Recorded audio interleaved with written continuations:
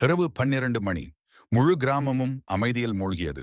ஆரன், சித்ரன், இந்த இரட்டையர் சகோதரர்கள் தங்கள் வீட்டில் ஆழ்ந்த தூக்கத்தில் படுத்திருந்தார்கள்.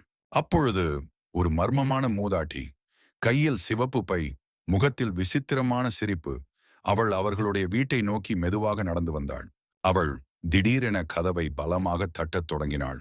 அந்த தட்டும் சத்தத்தால் பயந்து தாரனும் சித்ரனும் தூக்கத்திலிருந்து எழுந்தனர்.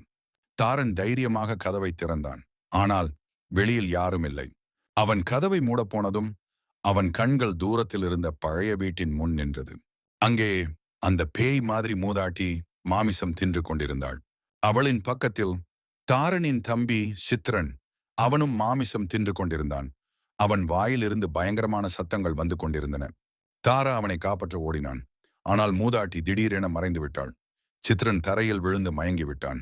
தாரா அவனை தூக்கிக் கொண்டு பழைய ஹாஸ்பிட்டல் நோக்கி ஓடத் தொடங்கினான். அவன் சாலையின் நடுவில் பார்த்தபோது அதே மூதாட்டி மீண்டும் அவன் முன் நின்றாள். அவள் கத்தினாள், உன் தம்பிதான் என்னையும் என் மகனையும் பணத்துக்காக எரித்துக் கொன்றான். எங்கே எடுத்துச் சென்றாலும் அவன் உயிர் பிழைக்க மாட்டான். தாரா அவளை புறக்கணித்து ஹாஸ்பிட்டலுக்குள் ஓடினான். ஆனால் சித்ரன் சிகிச்சை நடக்கும் போதே துடித்துக்கொண்டே உயிரை இழந்தான். இவ்வளவு நடந்தும் நீங்க இன்னும் அந்த மூதாட்டியும் அவள் மகனுக்கும் லைக், சப்ஸ்கிரைப் செய்யலையே?